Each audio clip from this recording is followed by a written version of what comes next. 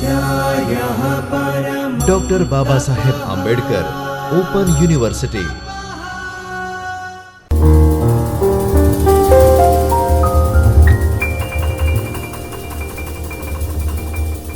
નમસ્કાર વિદ્યાર્થી મિત્રો, હું ડૉક્ટર નીતુ કનારા ડૉક્ટર બાબા સાહેબ આંબેડકર ઓપન યુનિવર્સિટીના ચેતનની સ્ટુડિયોમાં આપનું હાર્દિક અભિવાદન કરું છું. વિદ્યાર્થી મિત્રો, પહેલાં પણ આપણે કાકા સાહેબ કાલેલકરના રખડવાના આનંદ વિશેની વાત કરી, પરંતુ આજે આપણે ભણવાના છીએ અને એકમ નંબર 5માં આપણે વાત કરવાના છીએ. ઘણી બધી એમાં પ્રસ્તાવના જોવાના, પૂર્વ ભૂમિકા જોવાના, ત્યારબાદ આપણે એમના સાંસ્કૃતિક ચેતના, ત્યારબાદ એમનો ઇતિહાસ અને પછી થોડા પ્રશ્નો. તો વિદ્યાર્થી મિત્રો, પહેલાં આપણે જોવાના છે એકમ નંબર 5, જેમાં વાત કરવાના છીએ પ્રસ્તાવના. પ્રસ્તાવનામાં આપણે વાત કરવાના છે કે નિબંધનું સાહિત્ય છે એ કેવું છે. નિબંધનું સાહિત્ય એક વિલક્ષણ પ્રકારનું સાહિત્ય છે. એમાં વાત કેટલી બધી કરવામાં આવે છે કે નિબંધના સાહિત્ય સ્વરૂપની એક વિલક્ષણતા દર્શાવી છે. એમાં અલગ પ્રકારનું સાહિત્ય દર્શાવેલું છે અને નિબંધકાર, સર્જકકાર જ્યારે કોઈ પોતાના સાહિત્યની કે અલગ વસ્તુની જ્યારે વાત કરે છે ત્યારે પોતાના સંવેદનો, ભાવનાઓ અને અભિવ્યક્તિને ખૂબ મોકળાશના મનથી મૂકે છે. પરંતુ આટલું જ નહીં, જ્યારે એ પોતાના ભાવને મોકળાશના સ્વરૂપમાં મૂકે છે, પણ મોકળાશના સ્વરૂપમાં મૂકતા જ્યારે બીજા કોઈ ત્રીજા વ્યક્તિની વાત કરવાના છે, ત્રીજા વ્યક્તિના વિચારોની વાત કરવાના છે, ત્યારે એ વિચારોનું સંદોહન કરે છે, તર્ક અને દ્રષ્ટાંત સાથે મૂકે છે. તર્ક અને દ્રષ્ટાંત સાથે અને વિચારનું શીર્ષક મૂકવાનું છે ત્યારે ચર્ચા, વિચારણાઓ, દલીલો કરી અને વિચારની માંડણી કરે છે, શીર્ષકની માંડણી કરે છે અને ખૂબ જ સમાધાન સાથે વિચારને રાખવામાં આવે છે. પરંતુ પહેલાંનું જે સાહિત્ય હતું એ થોડું વિચાર પ્રધાન હતું અને થોડું ગંભીર હતું, પરંતુ અત્યારના સાહિત્યની જ્યારે વાત કરીએ છીએ ત્યારે એમાં થોડોક ભાવાર્થ આવી ગયો છે. અલગ પ્રકારનું સાહિત્ય જોવામાં આવે. શા માટે? કારણ કે પહેલાંના સાહિત્યમાં વિચારતા એટલી મહત્વની હતી, ગંભીર ગણાતું, વિચાર પ્રધાન ગણાતું હતું, પણ અત્યારના જે સાહિત્યમાં છે એ શું છે? ગાંધીવાદી સાહિત્ય અને ગાંધીલક્ષી સાહિત્ય જ્યારે આવે છે કાકા સાહેબના અર્થમાં, સ્વામી આનંદ, કાકા સાહેબ અને ગાંધી વિચારધારાના તમામ સાહિત્યકારો, ત્યારે એમાં શું આવે છે? પહેલા સાહિત્ય કેન્દ્રીય હતું. એ શું હતું? જીવન કેન્દ્રીય હતું. પરંતુ અત્યારે જે સાહિત્ય છે એ જીવનલક્ષી અને લલિત કલાને લક્ષીને ઉપાસવામાં આવે છે. જે ગાંધી યુગનું સાહિત્ય છે એમાં સાહજિકતા, સરળતા બધી સ્વભાવગત રીતે આવી જાય છે, જેને કારણે એમાં લાલિત્ય આવે છે. વ્યક્તિ પોતાના વિચારોને મૂકવે, પણ પોતાના વિચારો સાથે પોતાની એક આગવી અભિવ્યક્તિ પણ, એક અંગત જીવનને પણ મૂકી દે. વિદ્યાર્થી મિત્રો, અંગત જીવનને મૂકી દે. એની સાથે સાથે જ્યારે એ વાત કરે છે ત્યારે શિલ્પ, સ્થાપત્ય, બધા કલાઓની જ્યારે વાત કરતો હોય છે ત્યારે એ અંગત જીવનની પણ બાબતો એમાં સહેજપણે આવી જ જાય છે, જેને કારણે એમાં સહજતા આવી જાય છે અને વ્યક્તિ કોઈ પણ સરળ ભાવને પણ મૂકી શકે છે. પરંતુ અહીં વાત આપણે ગાંધી યુગના સાહિત્યકાર અથવા સ્વામી આનંદના સાહિત્યકારોની વાત કરવામાં નથી આવતી, પરંતુ અહીં ફક્ત અને ફક્ત આપણે કાકા સાહેબના સાહિત્યના રખડવાના આનંદના જે આનંદ છે એમના સર્જકની એક જે કૃતિ છે એમના વિશેની જ વાત કરવાની આવે છે અને એમને જ આપણે અહીંયા લીધા છે. તો આ પ્રસ્તાવનામાં મેં થોડી તમને વાત કરી. ત્યારબાદ આપણે વાત કરવાના છે પૂર્વ ભૂમિકા. તો પૂર્વ ભૂમિકામાં પણ એવું જ વિદ્યાર્થી મિત્રો આવે છે અને મેં ઘણા બધા એકમોમાં આપણે જ્યારે કાકા સાહેબનું જીવન, પરિચય, બાળપણ અને પ્રકૃતિને બધી વાતો આવે છે, પરંતુ પૂર્વ ભૂમિકા આપણે બીજી પણ વાત કરવાની છે કે પ્રકૃતિ સાથે રહે છે. પ્રકૃતિ સાથે રહી પ્રકૃતિની વચ્ચે જ્યારે સંસ્કૃતિનું સંવર્ધન કરે છે, સંસ્કૃતિનું જતન કરીને આપણી સમક્ષ મૂકે છે. પ્રકૃતિમાંથી જોઈને પ્રકૃતિની સાથે રહી, પ્રકૃતિની વચ્ચે રહી અને સંસ્કૃતિનું સંવર્ધન કરે છે, પરંતુ પ્રકૃતિમાંથી એ સંસ્કૃતિના પાઠ તો શીખે છે, પણ કંઈક અલગ રીતે જ આપણી સમક્ષ સંસ્કૃતિને પણ મૂકે છે. આમ સંસ્કૃતિને જાજો સમય થયો નથી. આપણી સમજ જે સંસ્કૃતિ આવી છે, માનવ સમાજમાં જે સંસ્કૃતિનો જે વારસો અને આગળ પાછળ જે જોવામાં આવે છે એનો કંઈ બહુ ઘણા બધા વર્ષો નથી થયા. જ્યારે આમ પાછળ નજર કરીએ અને ડોક્યુ કરીએ તો આપણે સામે જ જોવા મળે છે. પરંતુ સંસ્કૃતિની વાત જ્યારે કરીએ છીએ ત્યારે સર્જકકારો એ નદીઓને સંસ્કૃતિના સભ્યતા અને સંસ્કૃતિ અને સભ્યતાના પારણા કહી છે. શા માટે? કોઈ પણ સંસ્કૃતિ છે એ નદીઓ પાસેથી તો એનું ઉદ્ગમ સ્થાન થાય છે. તાપી લઈ લો, સિંધુ લઈ લો, સતલજ લઈ લો અને ગંગા, યમુના કે બ્રહ્મપુત્રા લઈ લો, તમે તમામ નદીઓને લઈ લો. આપણે એક જ્યારે ધરતીને માતા કહીએ પણ નદીને પણ માતા, લોક માતા કહી છે. એની પાસે જ બધી તમામ સંસ્કૃતિનું છે એ સંવર્ધન થયું છે, સાથે સાથે જતન થયું છે અને સાથે સાથે ઉદ્ગમન સ્થાન પણ ત્યાં જ થયું છે. એ સંસ્કૃતિ આપણી સામે એક અલગ સ્વરૂપે જ આવી જાય છે અને ભારતીય સંસ્કૃતિ તો બહુ પુરાતન પ્રકારની અને બહુ જૂની અને મહત્વની સંસ્કૃતિ ગણવામાં આવે છે. શા માટે? પ્રાચીન સમયની કોઈ મહત્વની અને મોટી સંસ્કૃતિ અને ભારતીય સંસ્કૃતિનું જ્યારે નામ આપવામાં આવે છે ત્યારે ભારતીય સંસ્કૃતિ આપણી છે જ. પરંતુ આપણે જોઈએ છે કે શક આવ્યા, હુણ આવ્યા, ગ્રીક લોકો આવ્યા અને રાજવી લોકો આવ્યા, મરાઠાઓની મર્યાદાઓને આપણે જોઈએ છે કે એની કોઈક પરંપરાઓ આવી છે. પછી મૌર્યના સામ્રાજ્યની વાતો હોય કે ગુપ્ત અને મૌર્ય સમ્રાટોની વાતો હોય, તો ઘણા લોકો આવ્યા અને બધા તમામ સંસ્કૃતિઓનું સંવર્ધન જતન કરીને આપણા સર્જનકારો હોય, સાહિત્યકારો હોય, લેખકો હોય, આ બધા જ લોકોએ આપણી સમક્ષ એક સંસ્કૃતિનું સંવર્ધન અને જતન કરી અને આપણા સુધી અત્યાર સુધી જાળવતા આવ્યા છે અને આપણી સમક્ષ એ મૂકી આપ્યું છે. એવી રીતે સંસ્કૃતિનો વિકાસ આપણી સમક્ષ દર્શાવ્યો છે. અને આમ જોઈએ તો વિદ્યાર્થી મિત્રો, ભારતીય સંસ્કૃતિની સંવર્ધનની અને મુખ્ય બે વાતો કરવામાં આવે તો આ સંસ્કૃતિ આવે છે કઈ રીતે? તો મુખ્ય બે બાબતો રીતે આવે છે. જ્યારે ભારત ભ્રમણ કરીએ ત્યારે તમામ સંસ્કૃતિ સાથે આપણે જોઈએ છે કે નવું જ સંસ્કૃતિનો મધ્યકાળ હોય, પ્રાચીન હોય કે અર્વાચીન સંસ્કૃતિના દર્શન થાય, પણ સંસ્કૃતિને સંસર્ગ રીતે પણ એક નવા જ દિશાઓમાં આપણે જતન કરતા પણ જોઈએ છે કે જીવનમાં પણ સાચવી રખાતી હોય છે. શિલ્પ, સ્થાપત્ય, કલા, ચિત્ર, આ તમામ કળાઓને પણ સજીવ રીતે જ્યારે મૂકીએ છીએ, આમ જોઈએ તો સંસ્કૃતિ અને કલા પણ એક પ્રકારની પૂરક જ ગણાય છે. શા માટે? કે જ્યારે સંસ્કૃતિની વાત કરીએ અથવા તો કોઈ કલાની વાત કરીએ, એમાં સંસ્કૃતિ ક્યાંક ને ક્યાંક આવી જાય જીવંત રીતે અને આપણે એમાં જોઈ શકીએ છીએ.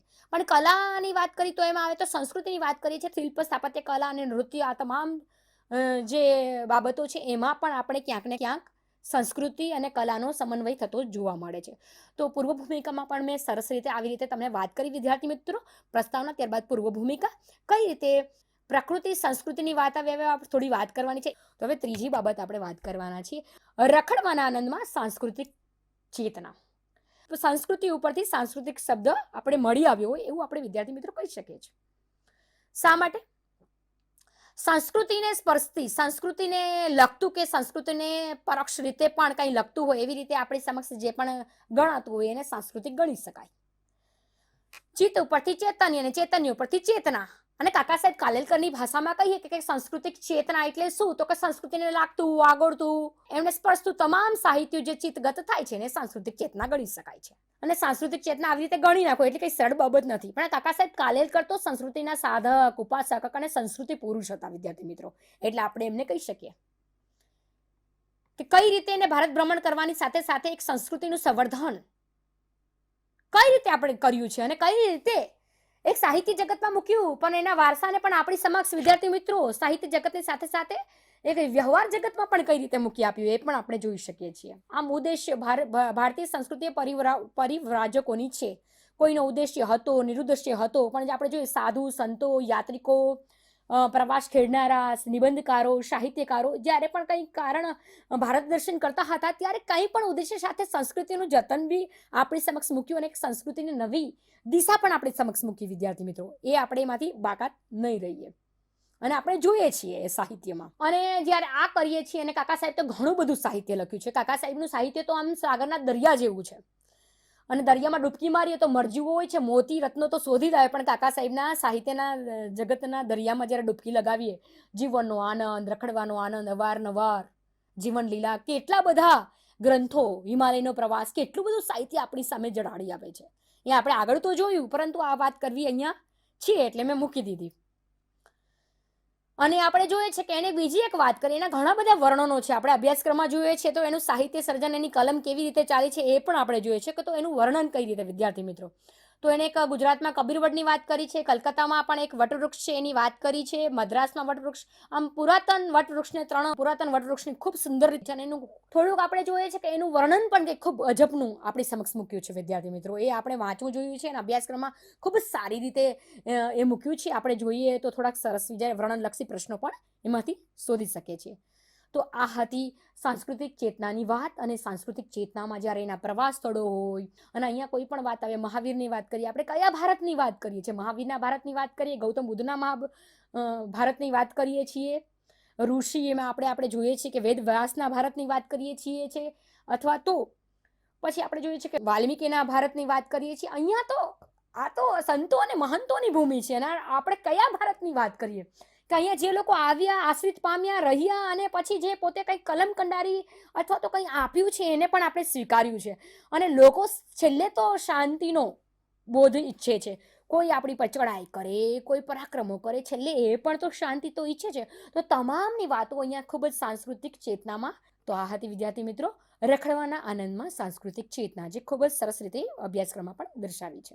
અને રખડવાના આનંદમાં ઇતિહાસ, એની પણ ખૂબ જ સરસ મજાની વાત વિદ્યાર્થી મિત્રો આપણી સમક્ષ કાકા સાહેબે મૂકી છે.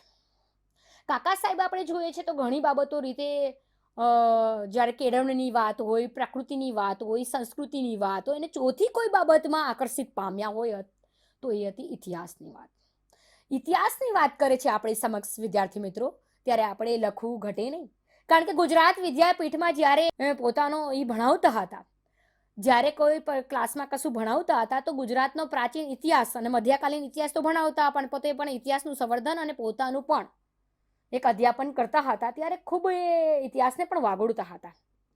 તો એમાં પણ ઇતિહાસ લેખો હોય એનાથી ખૂબ આકર્ષિત થયેલા હતા. તો એને પણ એમાં ખૂબ જ રસ ધરાવ્યો છે. અને કાકા સાહેબને ખૂબ જ એમાં રસ હતો, કારણ કે કાકા સાહેબ ભારત ભ્રમણ કરતા હતા અને પછી ખૂબ જ સરસ મજાનું સાહિત્ય કંડાર્યું છે. અને આપણે કહીએ છીએ કે સંસ્કૃતિના સંવર્ધક, એ તો સંસ્કૃતિના યુગ પુરુષ પણ કહી શકાય છે. પ્રકૃતિ સંસ્કૃતિને યુગ પુરુષ તરીકે એને મૂલવામાં આવે તો કહી શકાય. શા માટે ન કહી શકાય? કારણ કે એને પોતાના નિબંધની કલમને એવી રીતે કંડારીને પછી જે મૂક્યું છે પ્રકૃતિના વર્ણન સાથે સાથે. પણ હા, જ્યારે આપણે એના નિબંધોની વાત કરીએ ત્યારે નોંધ પોથી અને ઇતિહાસની તવારીખો દ્વારા એના બધા જ વસ્તુઓ એમાં નથી આવતી.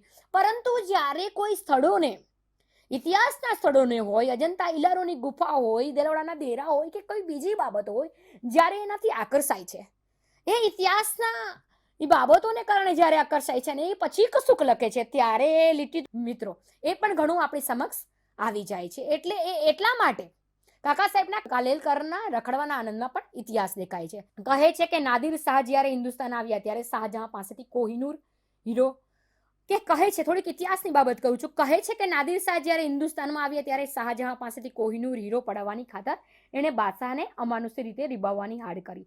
તો એક બીજું સરસ મજાનું વિદ્યાર્થી મિત્રો ઇતિહાસની બાબત આવી રીતે વાંચી જાઓ અને તમારી સમક્ષ એ વ્યાખ્યા પણ મૂકી જાઉં.